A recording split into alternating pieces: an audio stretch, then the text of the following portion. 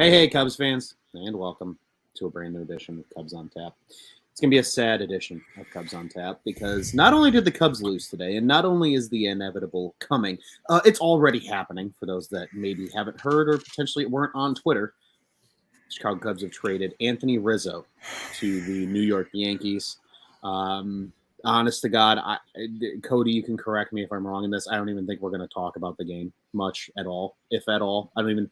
Cool. Patrick Wisdom and Willie Contreras went deep. That's about the only cool things that happened today. But sir, I'm gonna turn it over to you, buddy, because I know we both got a lot of pain to get out on this microphone, so I'll let you lead it off, brother. And when I say brother, I really do look at you like a brother. Today fucking sucks. Today is a day that we're going to remember for years to come. Before we fucking started, I literally said, I was like, if it's, whenever the Cubs are contending again, we're going to remember this day. We're going to remember the pain from today. I don't know when the Cubs are going to be good again. And who knows? The Cubs could still re-sign Anthony Rizzo in the offseason if they really want to, which that's all we have left now is to hold out hope for that. But you kind of said it earlier, man, like before we started, you just didn't expect it. It came out of nowhere. We quite literally like prepared our bodies for we prepared our souls and our bodies for Chris Bryant to be traded. As much as I've been on the extend KB train all year, all previous years beforehand, like I prepared myself. But I really, really, really did not think the Cubs are going to trade Anthony Rizzo. I did not think they were going to do that. And I mean, that's the big breaking news right now, right? It sucks. The two prospects the Cubs got from the Yankees, the number 9 and number 12 in their system. That's fine. That's cool. We can talk about that here in a little bit. But right now, like, this is I'm never going to be able to express the appreciation I have for Anthony Rizzo. Me and you, I've only known you for a few years, but the way I've gotten to know you, one reason that me and you are close is because we fucking live and die by the Cubs in the summer. And for so many years, man, so many goddamn years, this team was a joke. This team was the laughingstock of baseball. This team was the, everything that you could just make a joke about. And it all changed when Anthony Rizzo became a Cub. Whether it's when he got called up or when Theo Epstein made the call up for him in like the summer of 2012, I want to say it was 2012. Yep. Like I said, there isn't words to describe what he means to me. Like not only as a fan, but just like as just someone who purely just likes people who are good people. This guy donates millions of dollars to cancer patients. He has done everything right when it comes to representing an organization. Since the moment he put the Cubs uniform on, everything. He's never done one thing that he shouldn't have done. There are people who might disagree with that, but over the grand scheme of it all, he has done everything that you would want the face of your organization to do and be. And I just don't fucking know how to feel right now other than sad. I am so goddamn sad, Ron. We don't deserve this as fans. We don't I tweeted earlier, like I was going to go on a big giant rant, in which I am still, but a little preview of it is the fact that he didn't play today in the last game of the homestand, and potentially, which not even potentially anymore, it was his last game at Wrigley Field today, and he didn't even get a pinch hit appearance, didn't even get a defensive replacement. He sat the entire day. And he doesn't get the proper send off. He's going to the Yankees. He's not even the Yankees aren't coming to Wrigley. And then we don't who knows where he goes in the offseason. Hopefully the Cubs can get, talk to him and see if we can work something out. But it is a goddamn shame, man, that we're sitting here talking about this right now. We knew the trades were coming. We knew it was coming, but for it to end today like it did today is a slap in the face to me and you by Jed Hoyer or David Ross. I don't know, a mixture of both of them, and a slap in the face to just the entire city of Chicago, because that guy alone deserves like a 30-minute standing ovation, man. Like a fucking the biggest, like a record-breaking standing ovation because of what he means to the city, being part of the team that broke that 108-year curse, catching the final out in Game 7 of the World Series. All of the goddamn moments that we have fucking seen. Giving Ricketts that baseball, too. Giving Ricketts the baseball. What, 5 Gold Gloves? Something around there? 2 or 3-time All-Star? The model of consistency. I know this year he has not been the Anthony Rizzo we know. But over the course of his career, he has literally been everything that you would want out of a baseball player for a team that you like. This is just not how it's supposed to end, man. This is not how it's supposed to end. And I'm fucking sad, man. I'm fucking sad. Like I don't even have words anymore. Like I said basically part of my piece, and I want to give you time to talk, but like that's the summary of how things are in this current moment as we're sitting here at 6:03 Central Standard Time, just not even an hour since the trade was made, like this just sucks. Yeah, it does suck. And quickly I'll lead off with reading this comment. Sean Donald Film says, my 17-month-old wanted me to say fuck Tom Ricketts and Rizzo for life. She's very advanced. And I love it. I think that's awesome. I think that's hysterical. Honestly, I am heartbroken. I am heartbroken because, like you said, Anthony Rizzo is the epitome. He is the present day Mr. Cub. And there's a reason that we have said that for as long as we've said that. And I'm right there with you. When he debuted with the Cubs and you felt that sense of hope and there's going to be change and he's going to be part of this future. And he was there for 16. And he, like you said, he was the model of consistency. But on top of all that, it just literally one of the best human beings off the field. Literally everything you ever could ask for in an athlete to look up to, for kids, for just people to use as an example of who people should be. Anthony Rizzo is the consummate professional. That dude is, like you said, we were mentally prepared for KB. We were mentally prepared for Baez. We were mentally prepared for Kimbrel. None of us were mentally prepared for Anthony Rizzo. Because even with the reports coming out, we all still said bullshit. Yeah. And it's not bullshit anymore. No. He's a Yankee. And it sucks because I'm right there with you, and I know you're going to go off, and I'm going to let you go off. Like, the fact he didn't get that standing O today is blasphemy. And we do have a friend, so we'll go ahead and add him. I was going to say, are we going to let Juice in and let him get his piece in? Dude, is there any tall buildings near I'm at? I'm near Mokina.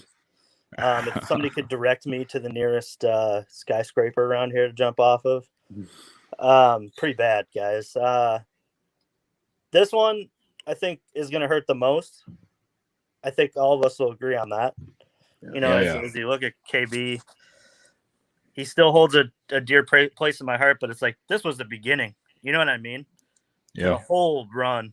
I know you guys probably got your own thoughts, but I just wanted to just really quick jump in and just consult with you guys and just kind of take in some good talk about, you know, the good times. And I know this doesn't like end his run here. My hope is that, you know, they can re-sign him again, but it would be it'd be so Cubs of the last couple of years to mess this up again and to have him go somewhere else. And it's just I said it, I tweeted it. I said that, you know, cue Alter Bridge, you know. And I'll tell you what, man, I didn't think when this time fully came that I would be this emotional about it, but I have pent up anger. I have sadness. And I think that a lot of the fan base feels the same. And this can't be good for the business side of it either. You know, this is just something that sets you back. Because I saw an interesting tweet. After all that's happened, who wants to play for this team now? When you treat your superstars like this, who wants to come? You know, when you're a pillar of Chicago and you're somebody who brought a World Series championship to a team that, let's be honest, a lot of us never thought would win, and then you're treated like you don't even get an at bat, and you're last, and they know they're going to trade you. Yeah, it's outrageous. And go ahead. Sorry, go ahead. Finish up. That's why, like, when I look at what's going on this team, I wonder how committed the fan base stays. And I think that that's a dangerous spot for the Cubs, for us as a podcast, and for, you know, the whole Wrigley area. I mean, let's be honest, it thrives on when the Cubs are good. And yeah, man, I have so many different thoughts on this and so much shock that I didn't think he would go, but it's so sad. Yeah. But to me, it would be it wasn't going to be easy, but to me, it would have been a little bit easier if he would have at least been able to get an at bat or just get in the game today, because we do know that they were talking with the Red Sox. The Yankees came out of nowhere and made this deal done, but you know, we knew that they were in talks with the Red Sox. So while I say that, like, I wasn't like mentally or prepared for it, I also wouldn't have been exactly shocked if it happened either, because of the talk. But what I think genuinely the pain for me is the fact that he didn't get an at bat or anything today. He didn't get his moment.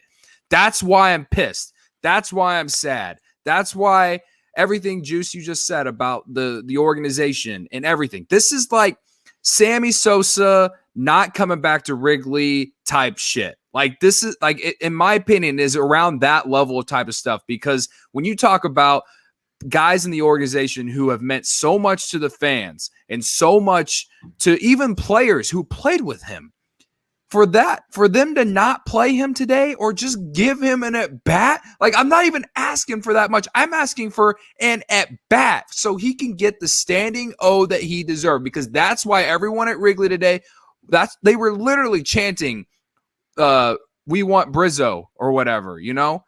That's why I'm so pissed off and sad and just broken, because we're never going to get the moment now. The moment, who knows when it comes. If he signs with a National League team next year, fine. I mean, if he re-signs with the Cubs, cool, fine. Then I will get past this in a sense. But, like, to me right now in this moment, it feels like the organization just doesn't know how to take care of players that have been a big part of the organization and have brought it success. Yeah, they have relationships with Billy Williams and Andre Dawson, and, you know, they had one with Ernie Banks and Fergie Jenkins. Like, and I guess they have a decent one with Mark Grace. Like, fine. and in other players too. But like we're talking about Anthony Rizzo, the guy who caught the last out of Game 7 of the World Series, a World Series that took 108 years to win. We're talking about a guy that deserves a goddamn statue right next to Ernie Banks, like a legit statue. I always say build the statue next to Ernie Banks for literally anyone, but legit. This time, it's a legit statue. Anthony Rizzo deserves one right next to Ernie Banks, right outside the marquee. And this is how it ends today. That is so fucking soft, so fucking agonizing. Like, that's like, to me, that's why I'm so sad and just upset, because he didn't even get a chance to say goodbye. Yeah. He's going to tweet something or post something on Instagram. Cool, great. Bullshit. That would have been great to go with it too. But like, to not get the moment with the fans that paid to go, like the people who went to the game today, 3/4 of them went because they wanted to see Brian and Rizzo and probably Baez. At least they got one of them, I guess. Yeah. Spineless, right? It's almost like and everybody can say, oh, well, it's an asset. You're afraid of it getting hurt. If that's the case, you tell them not that these games fucking matter anymore. You know, they're not contending. You tell KB and Chris to go up there and take 3 strikes down the middle. I could care less if their last at bat's a strikeout. Yeah. At least let them stand up there and have their ovation and get to walk to the plate, and we get to clap to Rizzo's song for the last time. And it's bullshit. It is. And you know, I always look to like my family after, because they're also huge Cubs fans.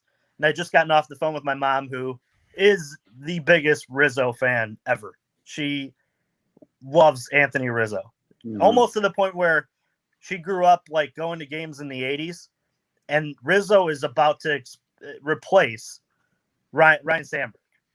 And that's saying something, because Ryan Sandberg is maybe the greatest Cub to ever put on the uniform. I forgot to mention Ryan Sandberg in terms of guys who have good relationships with the Cubs still. My bad. Right. But I asked her, I said, you know, after having the conversation where he's going, you know, are you going to go to games? Are you going to spend money? And she goes, the Cubs aren't going to get any of my money for a long time. And it's a dangerous spot. And we're talking about a team that is already financially worried because they've mortgaged around the ballpark. This is dangerous. Like you're literally pissing off the fandom that you're going to need to carry you through the second half when Rafael Ortega is leading off for your ball club. Right. Which is fine. Like, I'm okay. They're not contending. But to not give the guys who earned it, like you said, Cody, their due, just speaks on how a lovable company that the Cubs were prior to winning the World Series has turned corporate, big market. Yeah. And they've always been a big market, but with this undertone that they're the lovable losers and their fans love their players. It's almost like within the span of 6 months, Ricketts has ripped all of that out. And it's almost like it's become just an assembly line for a company. And that's not how you do business. For the guys who pretty much paved the way for you guys to sit and have all this revenue coming back eventually from the team, from Marquee. And it's bad business. And I think that's what really pisses me off, because like we get it, the trade stuff was gonna come, but to not reward the guys who put in the work, the effort. I mean, let's face it, guys. 2012, Anthony Rizzo was sitting, in AAA grinding. They didn't know if they were going to win a World Series. Mm-hmm. But the fact that he's given time to Lurie Children's Hospital, mm-hmm. to give the Cubs a good, a good image in the neighborhood, to give back as much as he did with the foundations. And they're going to do the same thing to Chris Bryant. You could add him to the same card that I'm talking about here. But to do that and all the extra work that they do, it makes you feel like they don't care about. If they don't care about them, do they really give a shit about you? And I get it. You're just a fan, but that's not how this organization was run for so many years prior to it. And I'm not the one. I've said on this podcast, and I've legit defended Tom Ricketts in terms of the financials. This move has nothing to do with financials and has everything to do with relationships. And that's when I draw the line, because these guys earned it. And I can't sit here and defend them after this. I'm really pissed off. If they don't go to these guys after the offseason and make them the highest paid Cubs, huge problem. Huge problem. Because if you're going to have these guys go out like this and then not bring them back, man, you're in danger of anybody ever coming back. Yeah, absolutely. And Juice, I love that your mom feels the same way, because I literally got a text message as soon as the trade happened of my mom saying, I'm heartbroken. I'm burning all my Cubs shit. Because she is right there, with it. And Juice, thanks for popping in, buddy. I'm emotional too. Like, I couldn't even finish talking. I had to bring Juice in because again, like you said, Cody, and it's so true. Like, we all mentally prepared ourselves for KB as much as we all love him. We, for all the other guys. And yeah, Juice, I feel you, buddy. Oh, I just clicked it. Sorry, man. Oh, there you go. Yeah. I had to leave. I mean, because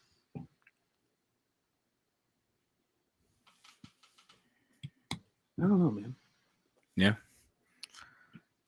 It's Here's just the thing.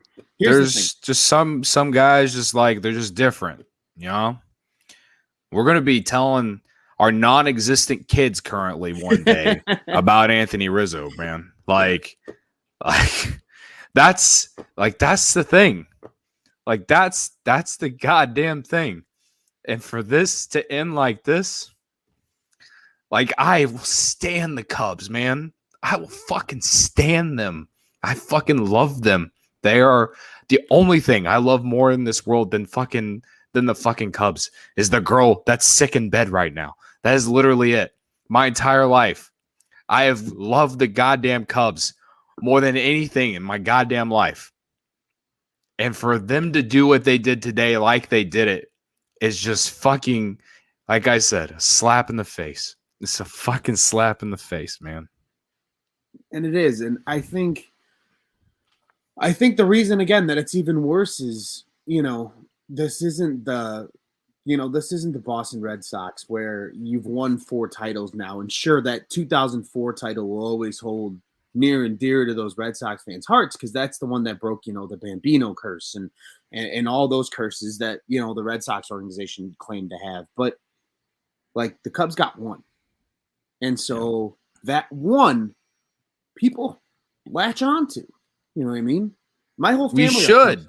We rightfully should. And like, for example, my whole family are all Cubs fans. Like, I can rerun in my head every moment that I experienced during the Game 7 and then afterwards. I can recite it to you like it's a poem. Because for a lot of people, it's a life-altering event. Yeah. Yeah. And now, literally, he's the face of the franchise. Is gone. And like you said, and there wasn't even a thanks, Riz. There wasn't even a at least come into the on deck circle and get fucking applauded. It was nothing. It's this like there's gonna be conspiracy theories about this for the rest of the season, man. Like if this is on David Ross, if this entire thing is on David Ross, which at the end of the day, we may never know. A lot of people are going to blame David Ross for this. I pretty much blame it, half of it on him and half of it on Jed Hoyer. The front office and David Ross. I'm willing to bet more of it's on the front office, and only reason I say that is because they probably told Ross, don't play him today. And I know, and let's be honest, Ross loves these guys. These are all Ross's kids to him. Right. Of course he wanted to play both of them today. You know what I mean? His hands were tied. Fuck, the only reason Javi Baez played today is because Nico Horner's hurt. Yeah. Otherwise, Nico would have been out at shortstop too. Yeah. All 3 of them would have rode the bench today. And I honestly, I know there's a lot of hate for Ross right now, and I've seen a lot of it.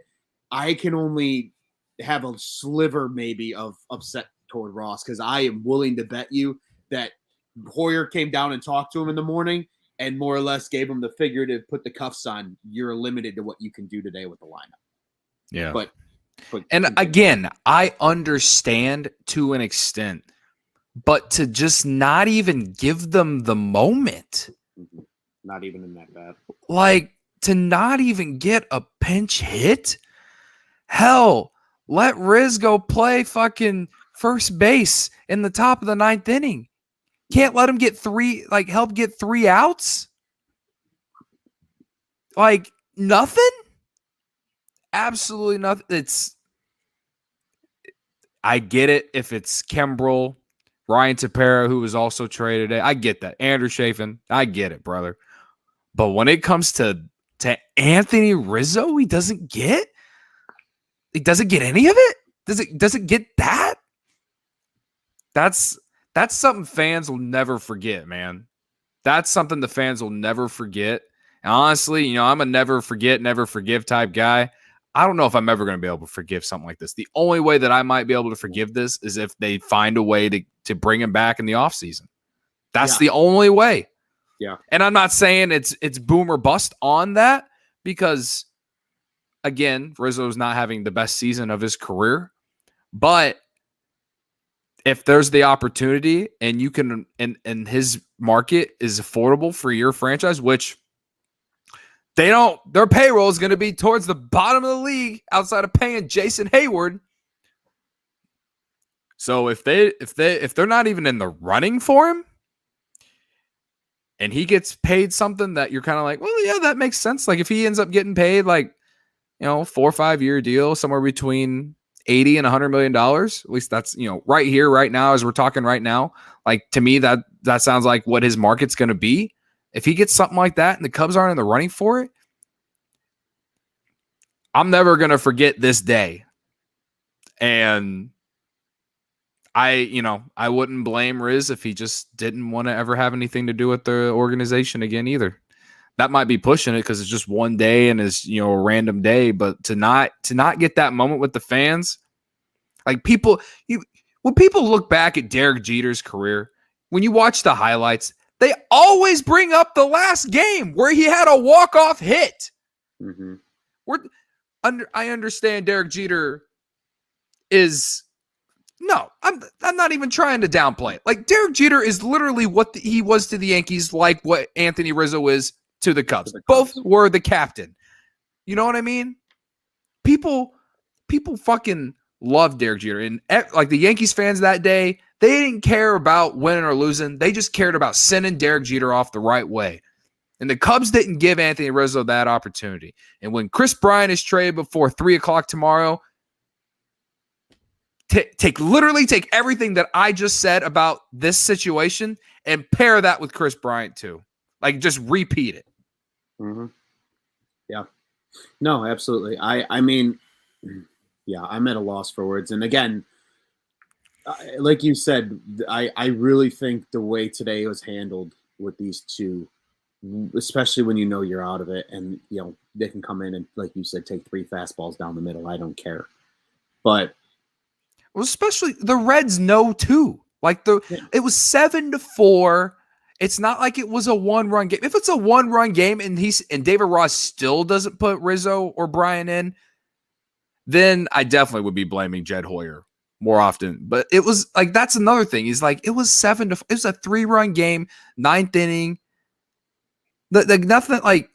What are the odds? I know the Cubs came back down 5 or 6-1 against the Cardinals a week ago, whatever. But I don't know, man. Yeah. I don't know. And if you're trying to win games, like Ross said in the presser, we're just trying to do everything we can to win a game. Like, then why are we not putting Anthony Rizzo or Chris Bryant in the game for a pinch hit at bat? You know? Yeah. And I'm with Marty here in the comments. He says, I say we all personally go start building Anthony's statue right now. Sure. I agree. It deserves to be right next to Ernie fucking Banks, brother. It deserves to be right there tomorrow. It should be. It should be there by the end of the fucking year. I don't care what anyone says. Build the statue, retire the number.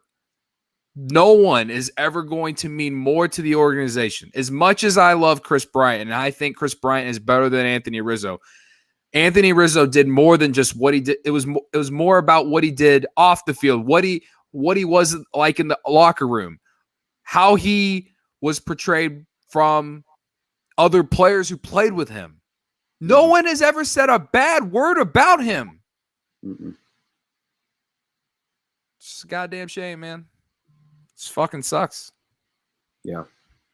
Literally, Mr. Cub 2.0.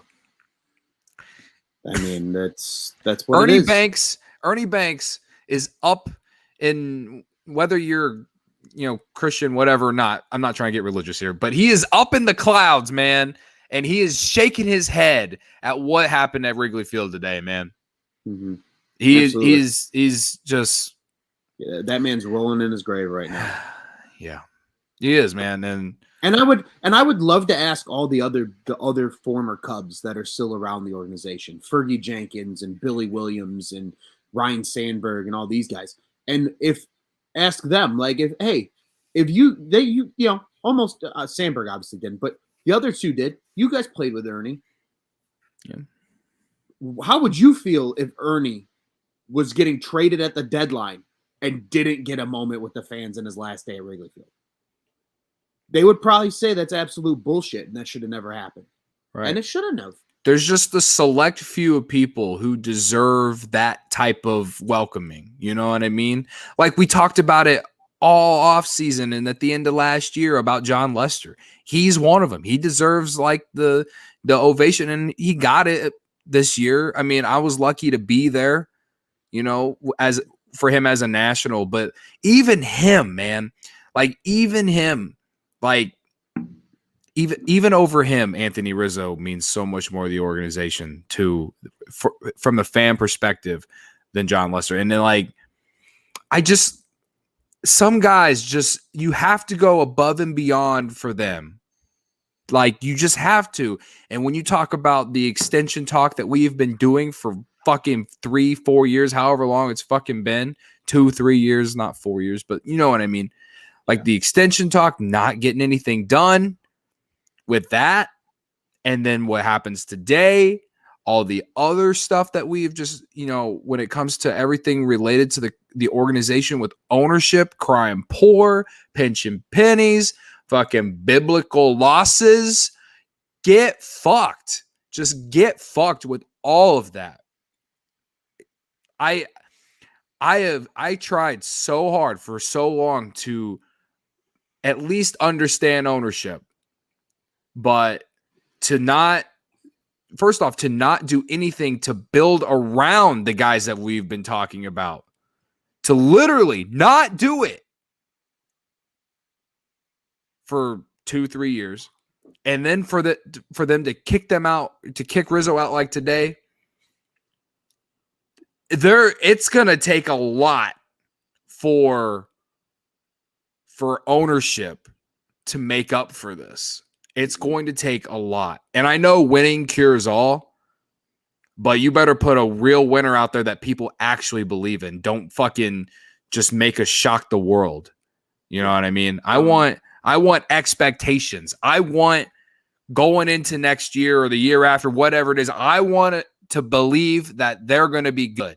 And for the last 2 to 3 years, it's been, well, if this works out and this works out, no, the Brewers, you just never know. They get real hot, they get real cold. The Cardinals, you have to rely on other teams to suck.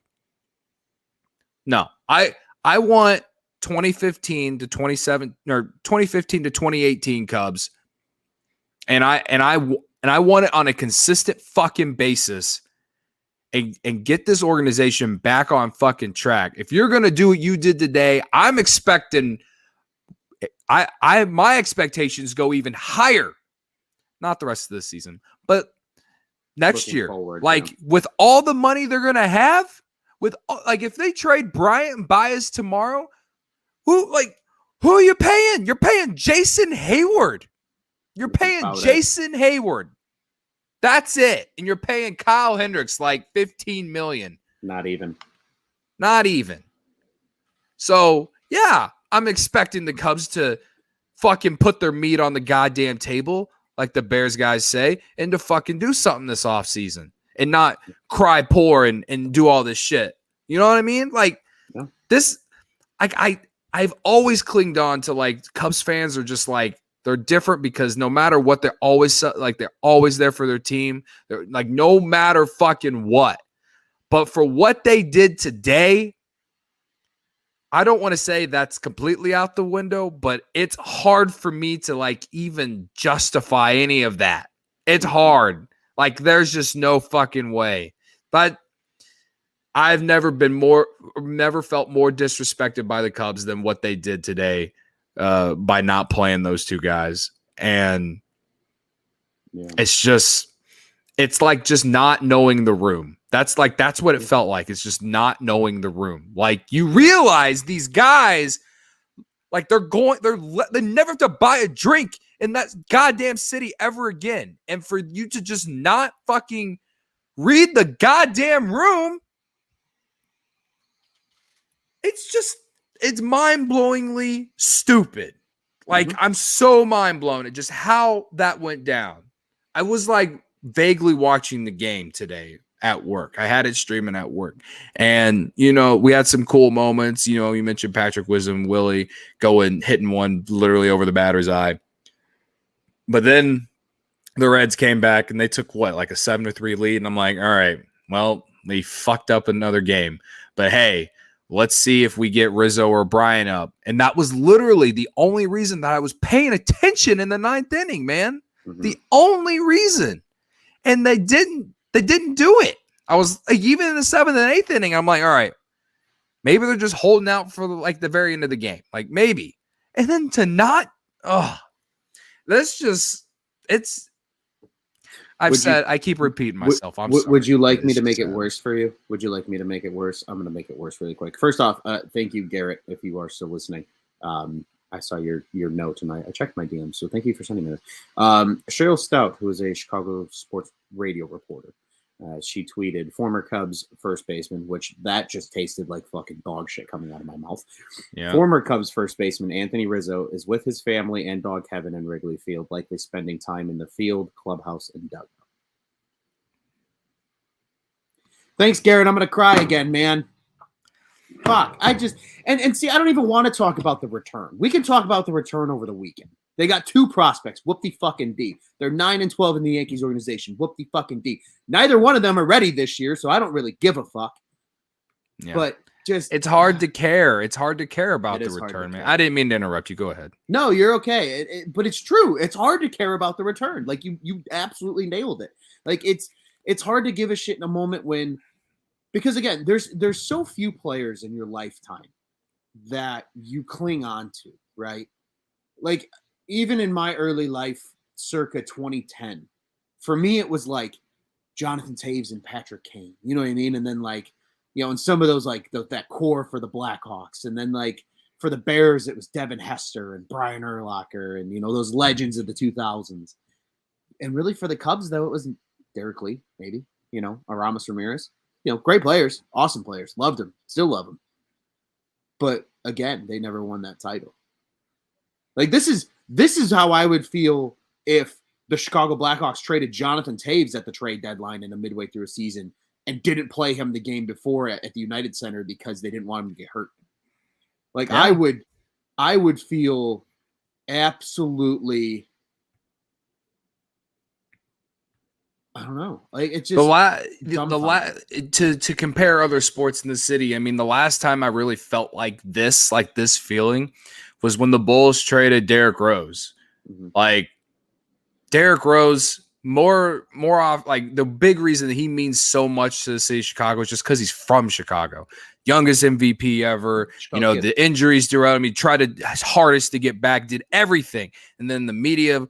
Don't let me get down that path, but the media fucking did everything they could to make him a villain basically in the city. And I credit that to a lot of why he got traded and why, the there's a whole lot of that, and this isn't a Bulls podcast. Go listen to Bulls on Tap. They know what I'm talking about when this shit comes to talk. But like when it comes to just what they mean, like what they mean to the city, like the difference between Derrick Rose and Anthony Rizzo is like when Derrick Rose left, like he left with a better taste in fans' mouth, and a lot of it had to do with the fact that he just wasn't performing to the contract. A lot of it had to do with just people being sad that like his career was where it's at that point when he got traded because of the injuries. And still, for me at least, it's comparable because he just was someone that he cared so much about winning and being a winning player and just doing whatever it took to win. He was never a recruiter. He never recruited like guys that come to play for the Bulls, and he got criticized for it. He also got celebrated for it. I always want someone who was celebrated for it. Rizzo was just like, that's a lot of the same things for Rizzo. He just meant so much to the organization. Like just going through those rebuild years, just sticking through thick and thin, believing that that team was going to be good one day. And then they were. And then they were still good after 15 and 16. Granted, didn't get back to the World Series, but still, like, we were just happy to be in it every fucking year. The Cubs had never done that, dude. To just be consistently in it every year, and he's the face of the franchise during that stretch. Like, that's the kind of stuff, man. That's the kind of stuff that just kind of leaves you just with a really sad taste. And I don't know, man. Again, it just comes back to I'm going to feel like this for the next couple months and into the offseason until we find out, like, what's the market value. And it's going to all start with how he plays with the Yankees. I don't know. We'll see how he does. I'm rooting for him. I had to text my friends in the group chat. There's 2 Yankees fans in it. I just replied, don't. Like, don't talk to me the rest of the day. Don't. I can't. Yeah. I can't do it. You know, and I kind of enjoyed this comment, Scott from Iowa dropping in here. Cubs said they are broke, still paying $20 million of Darvish and Rizzo's salaries. Get the fuck out of here. That's another thing in the trade we haven't even talked about. Like the Cubs are going to pay Rizzo to play for the Yankees. All $6 the rest million of the what season. He's still owed. But they're broke. Yeah. Cody. But they're right. broke. Like what are we doing?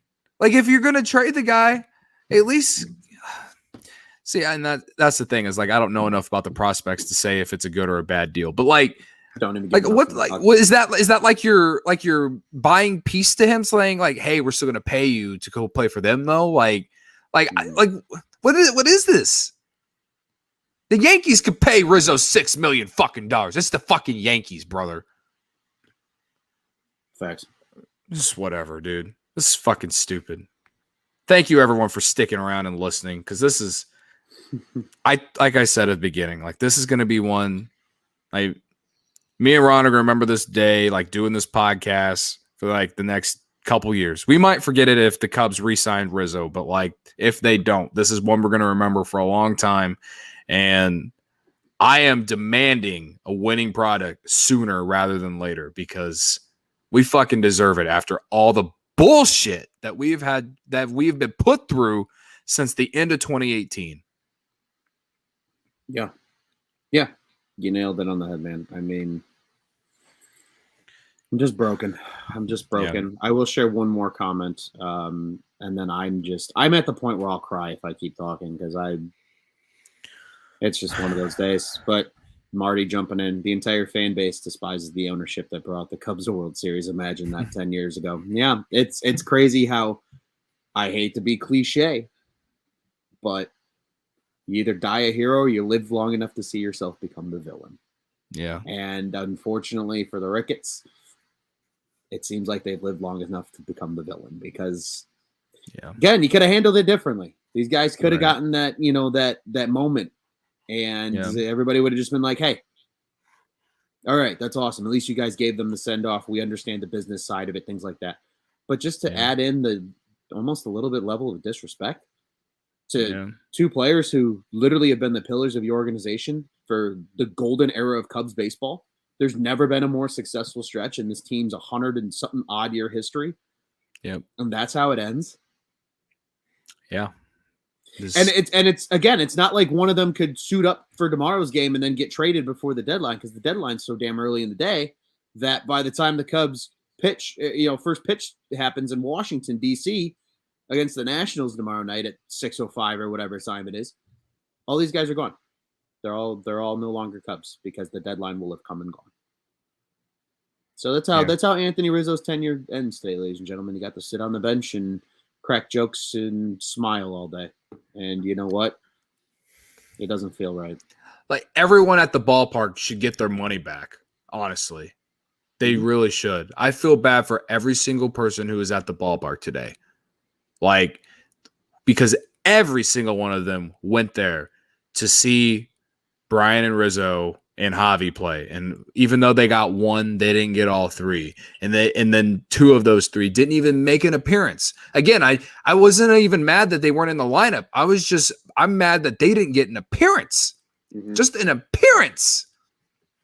And then, you get Chris Bryant sitting in the dugout after the game, just like looking out at Wrigley Field, just like taking it in one last time. Like, he's never going to say it, but he knows he's on his way out too. And that's what makes it even fucking worse, man. That he's not even getting his moment. We're talking about the 2016 National League MVP, the MVP who was on the World Series winning team that broke a 108-year curse, and he doesn't get his moment. Like, we've been talking about Rizzo for 45 minutes, but Bryant's not going to get it either unless they magically don't trade him tomorrow.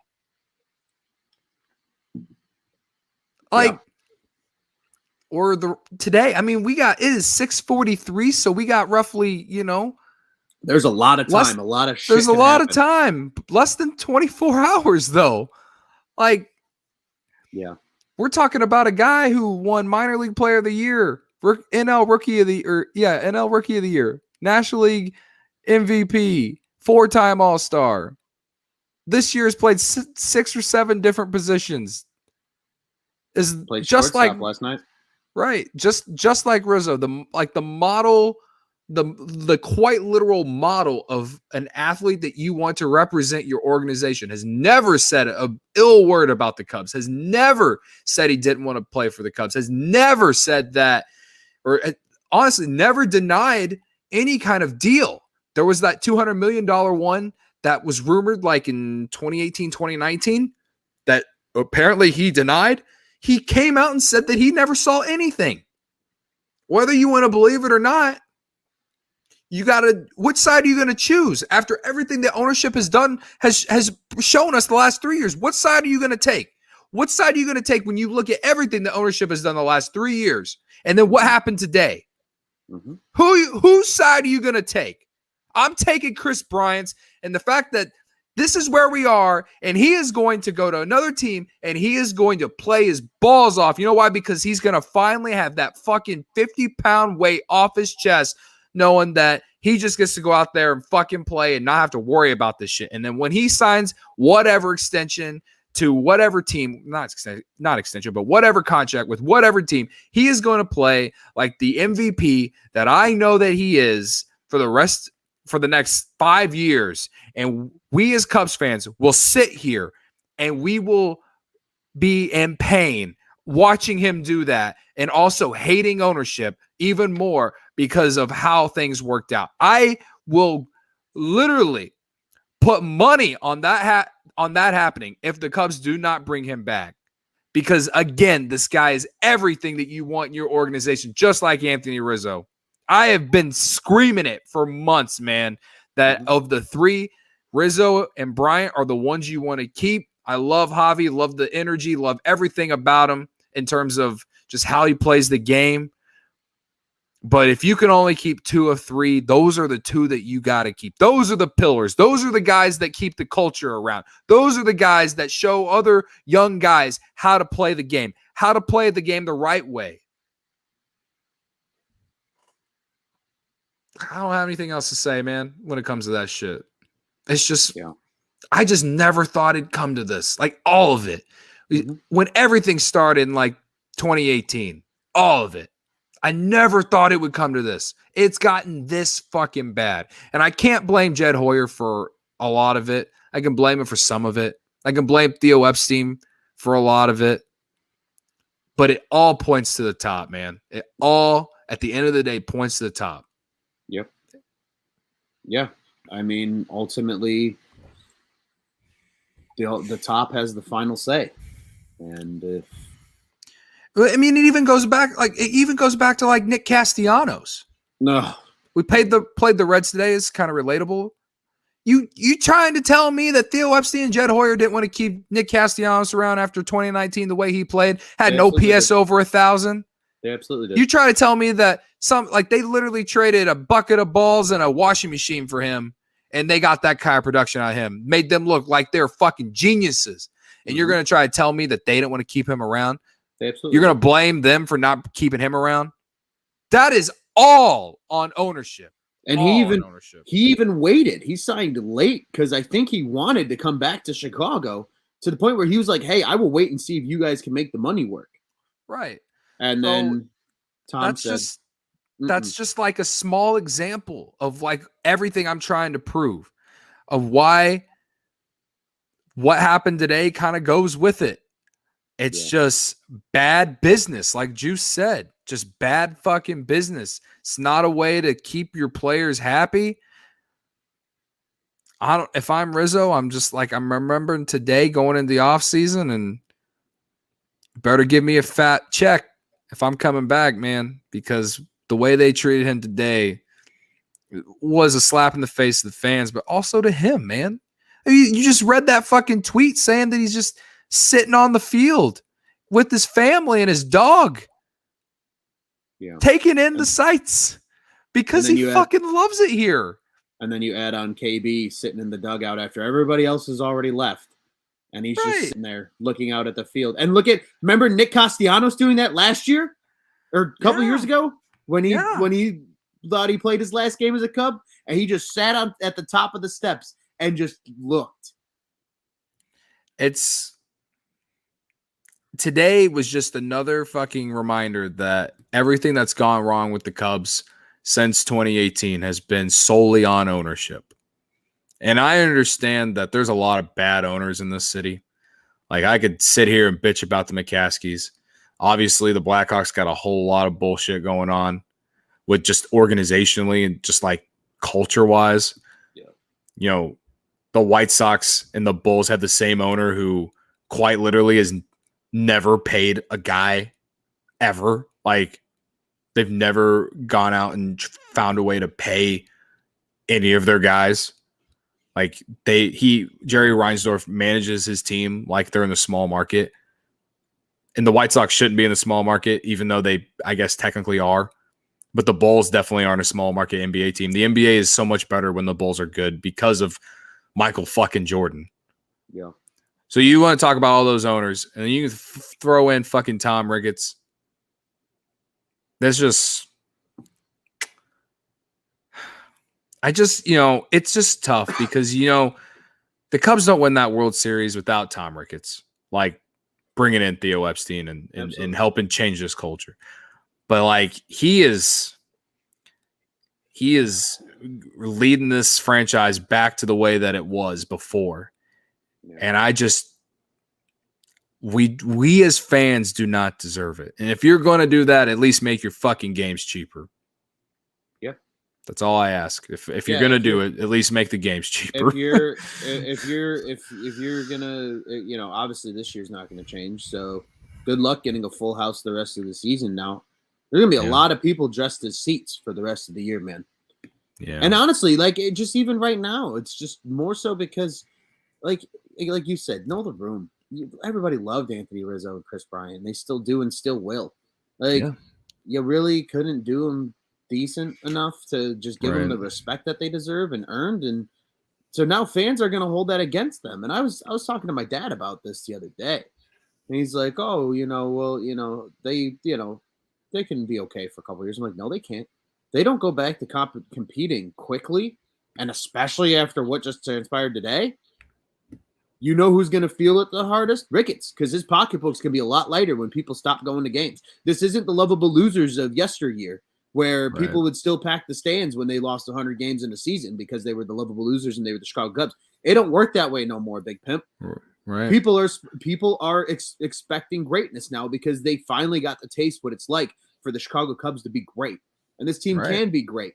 But if they fuck it up, man, they're going to pay. They're going to feel it. It's not going to be like it was where people still pack the stadium.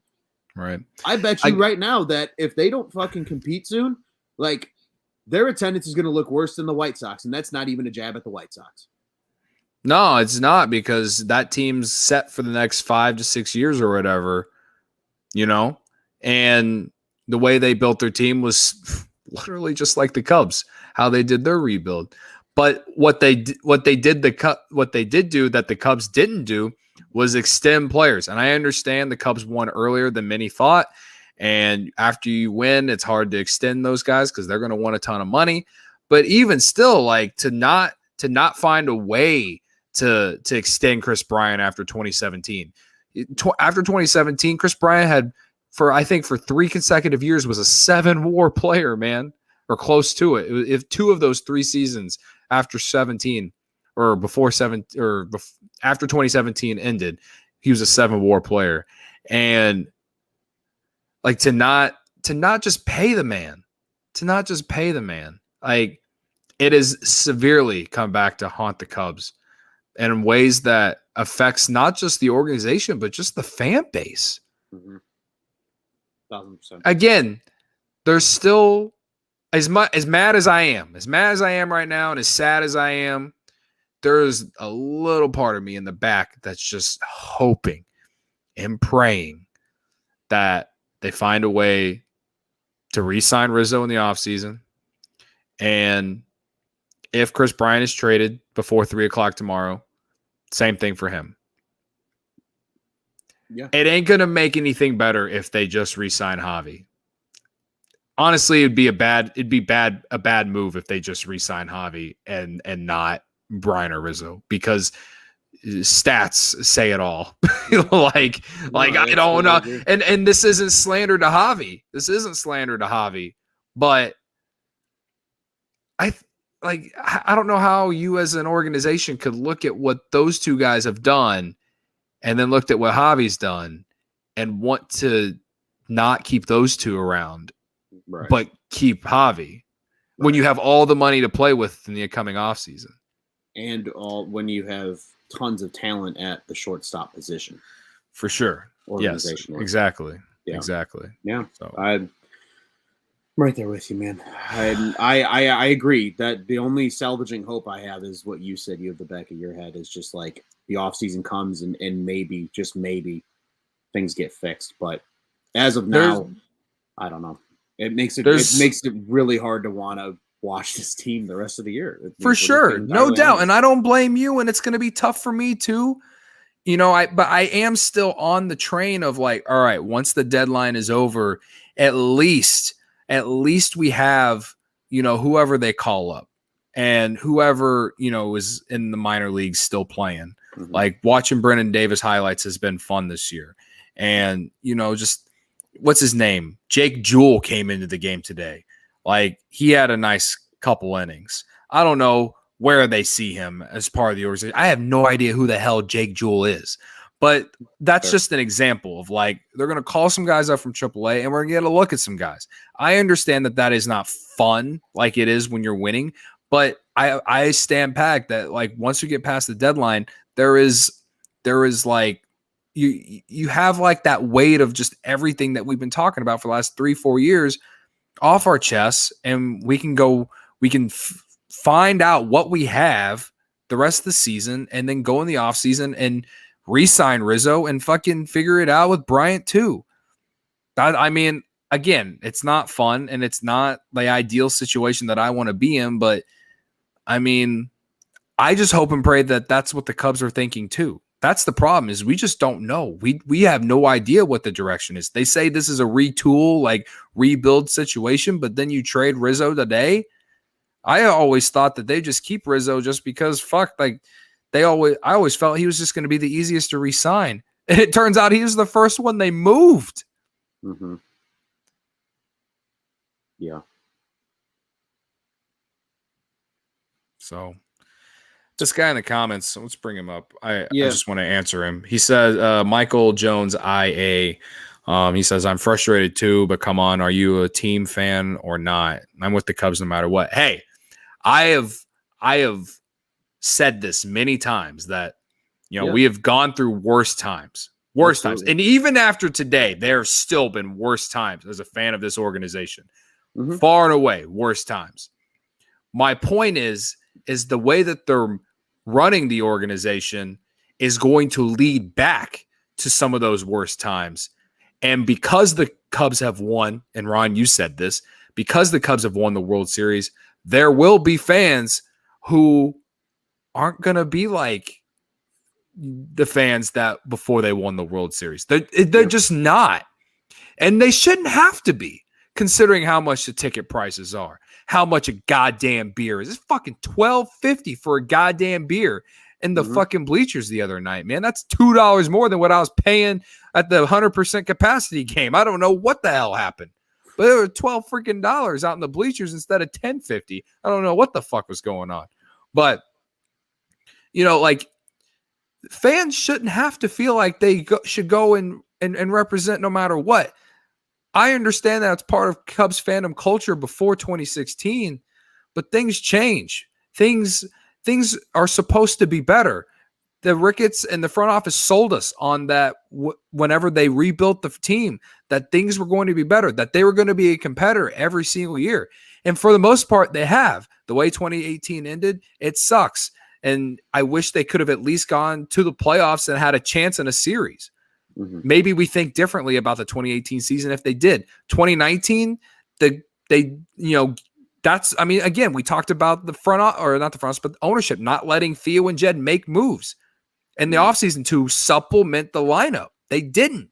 Yeah, their payroll was one of the highest in the league. That's because Jason Hayward was making the most of his Cubs tenure that year, and because John Lester was making the most that year, and this and that. Did they legit make any moves in the 2018 offseason? No. They signed Daniel fucking Descalso. Did they make any major trades? No. They didn't do any of that. And maybe the trade portion you can put on Theo Epstein and Jed Hoyer, but ownership didn't allow them to do anything to change what was fucking broken. Mm-hmm. That's the point. And we saw how it happened in 2019. They completely shit the bed in September, lost like 9 in a row to the Cardinals, and there's a lot of pain. And even though they signed Kimbrel in the middle of the fucking year, he didn't get a full freaking spring training, and it showed. Mm-hmm. We saw what Kimbrel did this year with the full spring training. Why did you just not sign him in the offseason? Maybe things would go differently with Kimbrel if you just did that. Again, no one else was doing that. Like that 2018, 2019, whatever offseason, no one was everyone was going to this freaking spring training, signing people, but no one wanted to sign Kimbrel. The Cubs finally get him on a short end deal, 3 years, $45 million, whatever. And then the pandemic happens. And the pandemic is like the only thing that I can somewhat give the front office and ownership some sort of leeway, because no one can prepare for that. Mm-hmm. They lost a shit ton of money. I get it. But at the end of the day, they're fucking billionaires. And it just goes, with all that said, it goes back to just how everything ended today. That, fans didn't even get to watch the Chris Bryant and Anthony Rizzo last year, in person. Mm-hmm. We didn't get to send off John Lester the way that we wanted to. That's the point. That's the point. I'm not saying that you shouldn't be a fan. I'm saying that you shouldn't give Tom Ricketts any goddamn money if they don't go out and finally fix the roster. It's been 3 years. 3 years of the same shit. People in my mentions all the time. What did you expect? It's the same shit every year. Blah, blah, blah. I'm like, yeah, dude, I fucking know. But somehow, some way, the team's always competitive because of Chris Bryant, Anthony Rizzo, and fucking Javi Baez. And surprisingly enough, they're fucking starting pitching outside of this year. Mm-hmm. They got every ounce of like money out of all of those guys, man. Every worth, like everything. They got them all out of everyone. The only person who hasn't lived up to anything is Jason Hayward, and that's not a knock against him. He went and got his money, and I can appreciate that, but he just hasn't lived up to the contract. Right. Yep. So again, Michael Jones, IA. I'm always gonna fucking be a Cubs fan. I'm always gonna love the team, and yeah, I guarantee I'm probably gonna go to a game in August because I fucking live 3 red line stops away. I'm gonna go to a game in September. I already have tickets for a game in September. But I understand if you don't want to go at the same time. So, yeah, it's tough. I mean, folks, I was a Cubs fan during the Brian LaHair era. Like, let's be honest, it's been worse, but it sucks. And it sucks that this is, like you said, Cody, not to keep spinning our wheels here, but like, it just sucks that this is how it has to end. I mean, it's really unfortunate, but yeah, man. I don't know. It's going to be a wild next, 12 hours or so? yeah. And then a little longer than that, 18 maybe. Right. Not quite 20. One thing I do want to, my kind of closing thought before we can, I guess, kind of look ahead to tomorrow's game. If you haven't seen this picture circulating around on the internet, I retweeted it. I am at Loose on Tap on Twitter. It is, I believe Jordan Bastian took this picture. He is yes, he did take this picture. They being the Rizzos, are out in center field, and they have a professional photographer out there, and Anthony is like this in the ivy taking a picture. Bad audio, great visual. Yes. Sorry. Yes. Bad audio, great visual.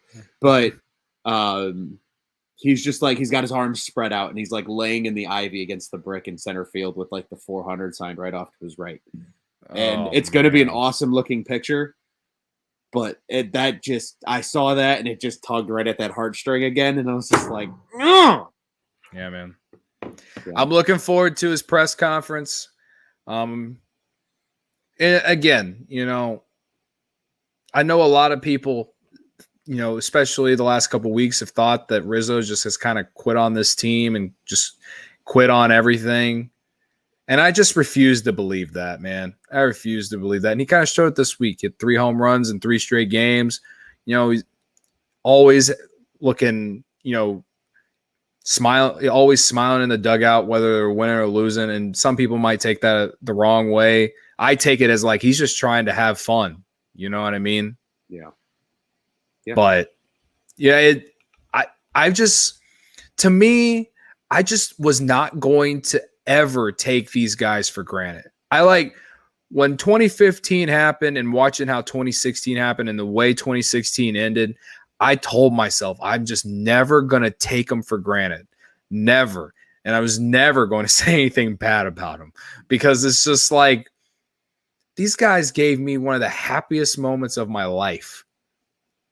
Like, I can't say anything more about it, man. Like, they deserve literally whatever they want from the Cubs in terms of just not when it comes to money. There's a line when it comes to money, but like they deserve whatever they ask from City of Chicago, the fans, whatever. They deserve all of it because they gave us all something that literally took a century to do, over a century. And I'm just like, again, just never going to not appreciate it. And some fans just don't do that. You know what I mean? I saw so much Rizzo slander because he's just, especially after that game where he had left 8 on base and, he had that base running blunder that gave the Cardinals the win last week. Yeah. Like, that's just one bad fucking game, bro.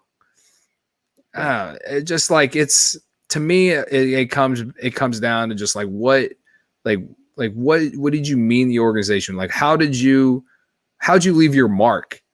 And no one has left a mark like Anthony Rizzo has. And neither has Chris Bryant. You can talk about the Hall of Famers. You can talk about Ernie Banks, Mr. Cub, all of them. And maybe they left a bigger mark. I don't know. I wasn't alive. But we're talking about modern day Cubs. like those guys left bigger marks than even Sammy Sosa. And Sammy Sosa saved baseball. Like literally saved baseball. Mm-hmm. Yeah. And I mean, Joey's right in the same boat. Sad as hell. Says Rizzo was his favorite Cub since he was acquired. And I think a lot of people felt that way too. And that's what makes it even harder because he was here the longest. He was here since 2012. Fuck, yeah. I was a senior in high school. I was a freshman in freshman in college. No, sophomore in college. Actually, technically, when he debuted, I was technically a junior in high school. So I wasn't even a senior in high school yet.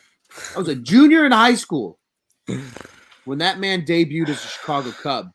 And I am now an old piece of shit in comparison.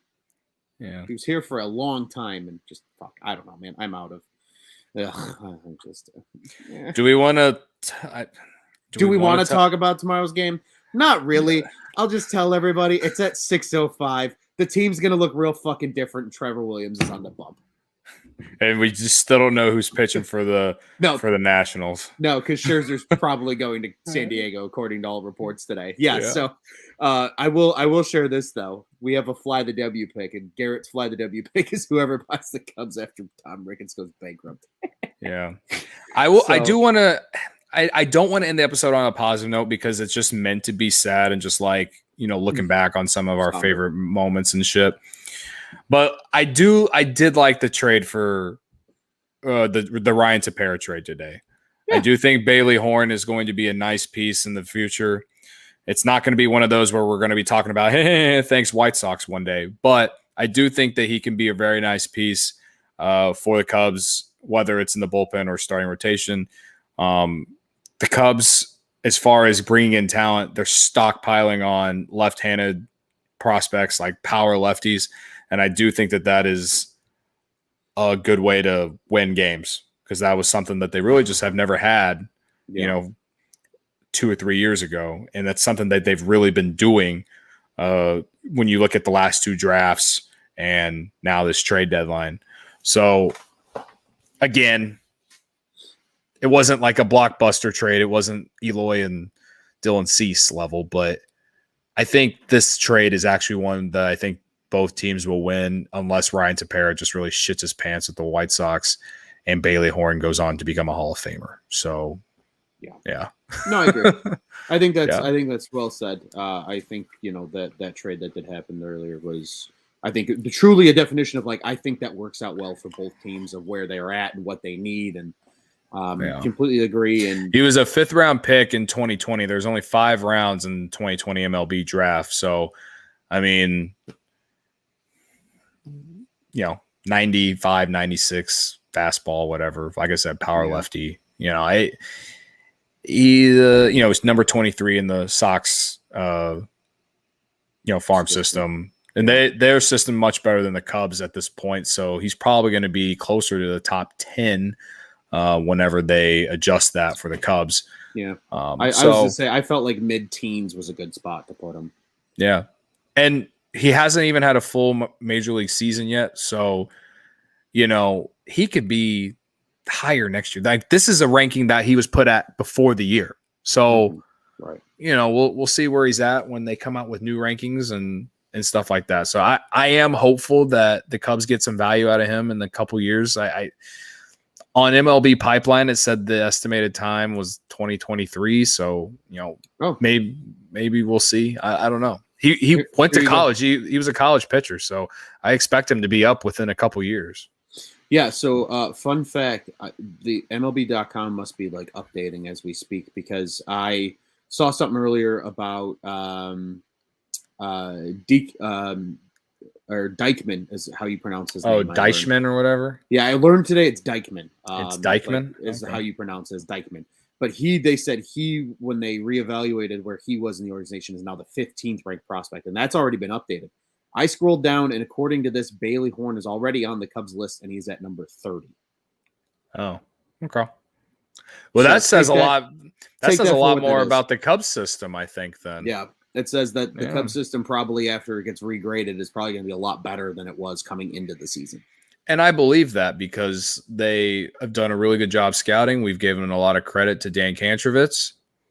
You know, we've been shitting on the Cubs front office ownership or whatever for the last hour and basically the last hour and 5 minutes. We're at an hour and 15. So like the last 10 minutes, we've been talking about the Tepera trade. But, you know, again, they're just because I'm shitting on them doesn't mean that like I don't think they're good at their jobs.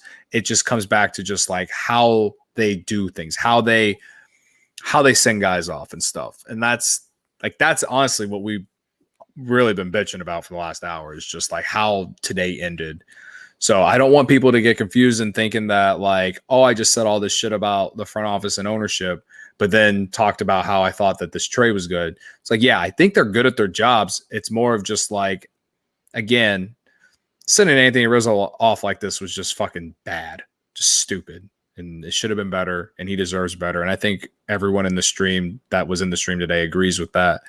So this is probably one of our longest shows in a long time, but it was well worth it. And if you've made it this far, I appreciate it. And, you know, I'm interested to know what everyone's thoughts are. You know, feel free to DM me or, you know, tweet at me, whatever, because if you have any hilarious photos of Anthony Rizzo, just at me and I'll fucking retweet that shit. Cause that guy, I just want him to just be all over my fucking timeline for the next 24 hours.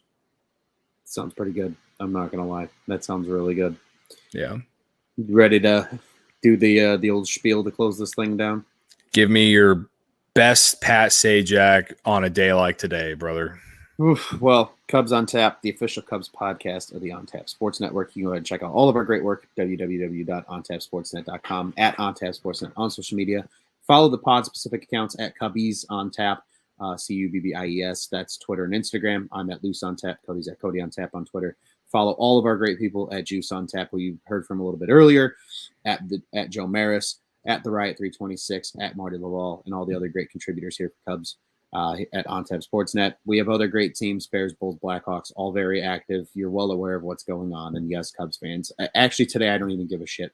But we have White Sox coverage and they do a good job. Just, you got friends, tell them about us, okay? I can't even be like Kirky and funny today. It's just not happening. But once again, the OnTap Sports Network, go ahead and check out what's on tap in Chicago sports. And a quick little thank you to this beauty right here. Oh, yeah, brother. Rizzo. I literally have never worn this because it's the World Series jersey, and I was terrified to wear it with the gold. Today was the first day I put it on, and it felt appropriate. I have the one first day to put it on. I have a World Series jersey like that too, but it's a Schwarber. I've worn it a couple of times. Nice. They're okay to wear. So yeah, I know. I'm just I don't fit in it anymore, so I literally can't wear it. Okay. So now I can go like shadow box it or something and like put it up on the wall, but. Yeah, I can't wear it. It's too big on me. This is what happens when you lose a bunch of weight between buying jerseys and this doesn't pan out. You'll have that. Okay. I'll tell you what though, I am still gonna hold out hope that final thought, Cody, before we close this thing down. Anthony, Chris, and Nick are all back with the team next year. I'm holding out hope, baby. DH is coming too. I will publicly apologize to the entire organization and all the people who may have disagreed with anything I said in this fucking stream today, which I don't think anyone did. But if you did, feel free to DM me at Cody on Tap on Twitter. I will publicly apologize, like in a video or whatever, if the Cubs find a way to extend Chris Bryant, re-sign Anthony Rizzo, and bring Nick Castellanos back to where he belongs. So, yeah. Hey, real quick, before we jump off, just in case anybody listens to this or lives under a rock or is still on the live stream, according to Jeff Passan, as of 3 minutes ago, breaking, the Los Angeles Dodgers are making significant progress on a deal that would send them star right-hander Max Scherzer and star shortstop Trey Turner in a prospect-laden deal. Whoa, dude! They're gonna the Nationals the Nationals are gonna get so many prospects back for those two guys. Because the Dodgers have a deep farm system. Oh, yeah. That's actually a good move for them because Seager's a free agent after the season. Turner's got control. Yeah, he's got one more year. He's got one more year. Yeah. And maybe they just like Turner more than Seager. I know Seager's kind of injury prone, but Turner's he's having a huge year this year. I was really hoping the Cubs might just find a way to fuck around and get him, but they don't have the prospects though, or they don't want to trade the prospects, and the Nationals obviously aren't going to trade Turner for Javi Baez. So no. Anyway, that'd be interesting. Right, I guess we'll see. I don't know how we're going to do the show this weekend, but stay tuned. Hopefully, we'll have a show tomorrow. I can't promise how deep it goes into the game, or it'd probably be a lot of what happened during the day talk. Right. And then we'll all need to be on Saturday probably. We could do like a trade deadline show. I don't know, because the deadline's at 3, ends at 3, but the game is at 6. Yeah. I don't know. Yeah, if it lines up, I know there was a couple people that jumped in the live stream earlier in the week with Juice and I mentioning about doing a live show kind of for the deadline type thing. So maybe that's something we can explore tomorrow. The Cubs on Tap gang will be in touch in the morning, and we'll figure that out. Yeah. But, all right, man. Well, again, thanks for everyone for listening. And, I'll just end my 2 cents is just thank you, Anthony. You changed my life, and I'm never going to forget you. And honestly, the jersey I'm wearing, I should probably just frame it and fucking put it on a wall, because that's where it belongs. It's just to never be worn again, and just, hung up in the lore of just like praising you, because that's just how I look at you. But yeah, man, this was as sad as it was still sort of fun, because at least I could sit here and air the grievances, and at least people listening could relate to what we were saying, and in a weird way, it was like that's nice. Yeah, it was a needed, like, almost therapy session in a way of, like you said, airing grievances and just feeling better. But yeah, I second everything you said, man. Thank you to Anthony Rizzo for everything that dude's done as a Cub and continues to do just as a human being, because he's incredible, and we would expect nothing less. So I can't even end it with a let's go Cubbies. I can only end it with a thank you, Rizzo. That's the only thing I can say, Cody. I got you. I'm with you. Should we both do it at the same time? Yeah, we can do that. All right. One more time. Thank you, Anthony. Thank you, Anthony.